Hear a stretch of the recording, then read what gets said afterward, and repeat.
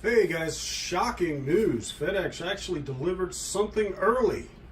I'm going to get this out of the box and most likely we'll have to charge some batteries and test this thing out in the backyard and maybe take it to North Mountain. Stick around. Hey guys, this just came in. Literally, it just got dropped off. Apparently, I just finished up the other video and FedEx decided, you know what, we're not going to make him wait till Monday. We're going to deliver it today. Maybe they've got something else to do on Monday.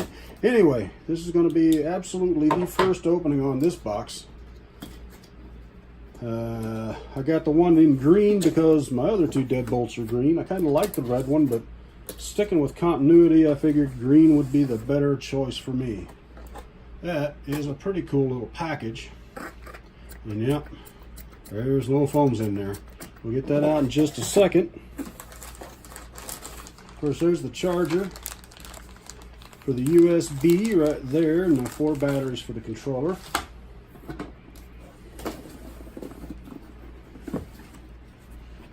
And then this big old box, which is actually, I think, almost bigger than the box that comes in, covers up the controller. I've seen this controller a lot, but I don't know how well it's going to work out. We're going to find out, though. Give me a minute. Let me get everything plugged in so we can figure out what's going on, and we'll get it out of the package.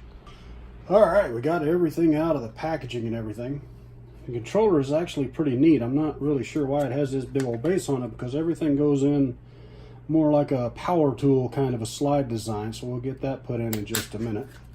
I did order an extra battery with this, so my grand total was $125 to have the truck and a spare battery. Neat little foam block to hold it up off the ground. All right. Tiny little clips. I'm pretty sure I don't have any that tiny. I'll have to go find some. And there you go. It's got a weird little pseudo strap thing going on there for the battery. Actually, like I said, I bought a spare battery for this, so I've got one on the charger right now.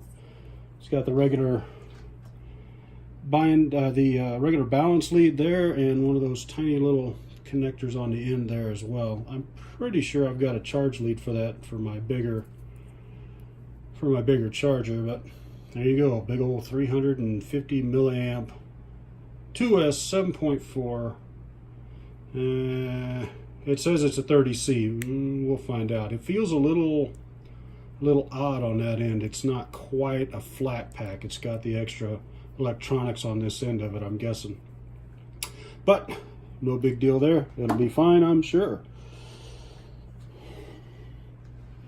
There you go. There's that big old everything in there. All of the wires pretty well tied up out of the way. And there, there is nothing in those shocks. I may have to find another way to do that, because that's just funny looking. Anyway, it's servo and axle, as you know. LEDs in the front, nothing out back, but you just got to be able to see what's in front of you, not what's behind you, right? Let's see. There's your. Turn it over this way so we can read it.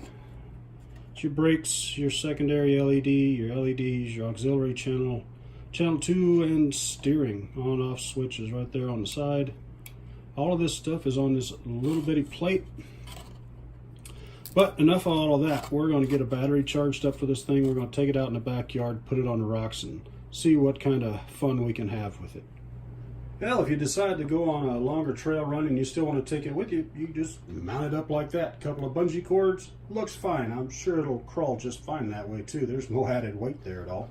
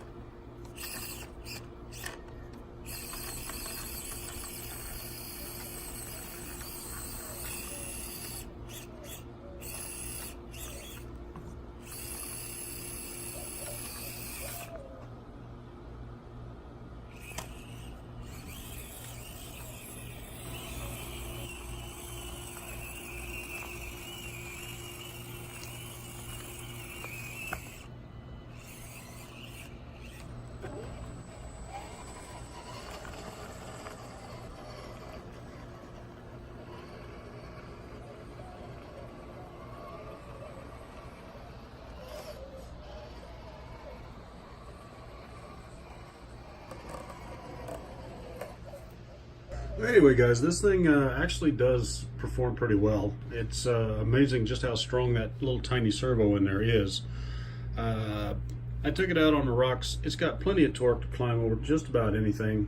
I've got enough room in here on the new desk to drive it around, and I've tried it pretty extensively, and it handles everything except side hilling pretty well. I think the side hilling is probably going to be because I need to drop the center of gravity down a little bit, maybe modify that plate with all the electronics on it and drop that down some and see what we can do. But as it is, this thing actually is a lot of fun. Somebody asked me if I thought it was actually worth the money, and realistically, when you figure how much this thing costs and how much fun you can have with it, it's really a really good value for your money. You have to figure this thing's $110, and an extra battery will cost you another $15, which really isn't bad considering how much a battery for the bigger ones run. These little batteries are readily available. I ordered all this stuff through Tower Hobbies, so if you're looking for one, that's the best place I can tell you to get one. The servo is strong enough to pull it up out of holes. You can see that in the video.